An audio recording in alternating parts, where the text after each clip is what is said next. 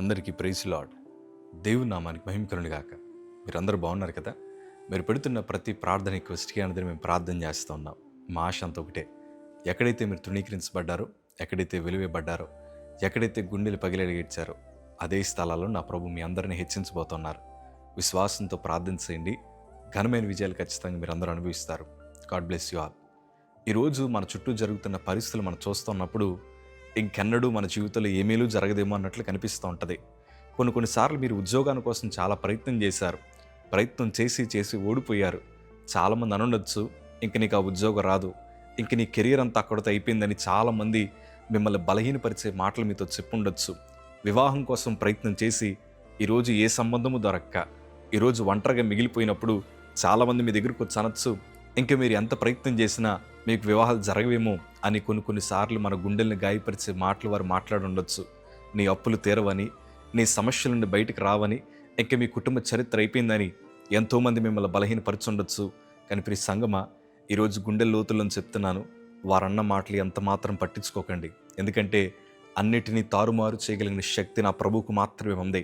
మన చరిత్రను ఆయన మార్చగలడు. మన పరిస్థితులన్నిటినీ కూడా మెరుగుపరిచి నూతనమైన కార్యాలు మన పట్ల జరిగించడానికి ప్రభు ఆశ కలిగి ఉన్నాడు. కాకపోతే మన దగ్గర ప్రభు ఎదురు చూస్తున్నంత ఏంటి తెలుసా? మనం ఆయన వైపు చూసి, ప్రభా నేను నమ్ముతున్నాను, నువ్వు తప్ప నాకు వేరే ఆధారం లేదయ్యా, నువ్వు ఏ కార్యమైనా జరిగించగలిగిన దేవుడు అని విశ్వాసముతో, ప్రేమతో, నమ్మికతో దేవుని వైపు చూడగలిగితే అద్భుతాన్ని ఈరోజే నువ్వు చూడగలవు. దేవుని వాక్యంలో నాకు చాలా ఇష్టమైన మాట, యోహాను సువార్త 11వ అధ్యాయము 40 మాట చదవగలిగితే, అందుకు యేసు, నీవు నమ్మిన ఎడల దేవుని మహిమను చూతువని నేను నీతో చెప్పలేదా అని ఆమెతో అనను. లాజరు చనిపోయినప్పుడు అతడు సమాధిలో పెట్టబడ్డాడు, ఇంకా తన చరిత్ర అయిపోయింది. ఇంకా కొంతమంది అన్నారు కదా, అతని శవం ఇప్పుడు వాసన కొడుతోంది, అతడి శరీరం ఇంకా క్షీణించిపోయింది, మట్టిలో కలిసిపోతున్న పరిస్థితి అని అందరూ వివరిస్తున్నా కానీ యేసు ప్రభు వారి సమాధి ముందర నిలబడి అంటున్నారు కదా, నమ్మిక మాత్రం ఉంచితే చాలు, గొప్ప అద్భుతాన్ని మీరు చూస్తారని మీకు తెలీదా అని ప్రభు మాట్లాడుతున్నారు. ఈరోజు అదే మాట నీతో నాతో ప్రభు అంటున్నారు. నమ్మితే చాలు, మీ బ్రతుకులు అద్భుతాన్ని జరిగిస్తాను, మీరు నమ్మిన ఎడల మీ బ్రతుకు నేను మారుస్తాను అని ప్రభు మనకి వాగ్దానం చేస్తున్నారు. కొన్నిసార్లు మన పరిస్థితులు ఎలా ఉన్నాయంటే ఇంకా జరగదేమో అన్నట్లు నిరుత్సాహంలో పడిపోయిన నీతో ప్రభు మాట్లాడుతున్నారు. మీ చుట్టూ ద్వారాలని ముయ్యబడినట్లు మీకు కనిపించుండొచ్చు, కానీ కంగారు పడద్దు.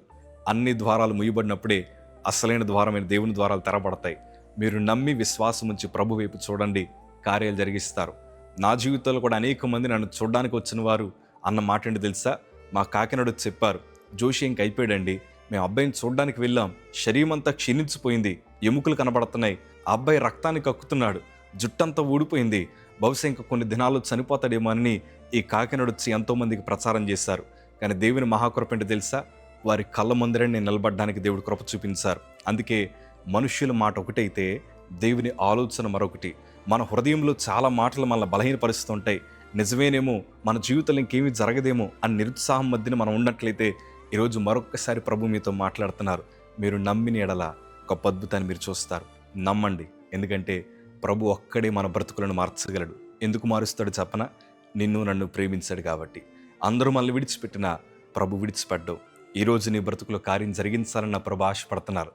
నమ్మకంతో, విశ్వాసంతో ప్రార్థించండి. ఏది ఏమైనా పర్లేదు, నా ప్రభు ఉన్నాడు, ఆయన అన్నిటినీ మార్చగలిగిన దేవుడు ఆయన. God bless you.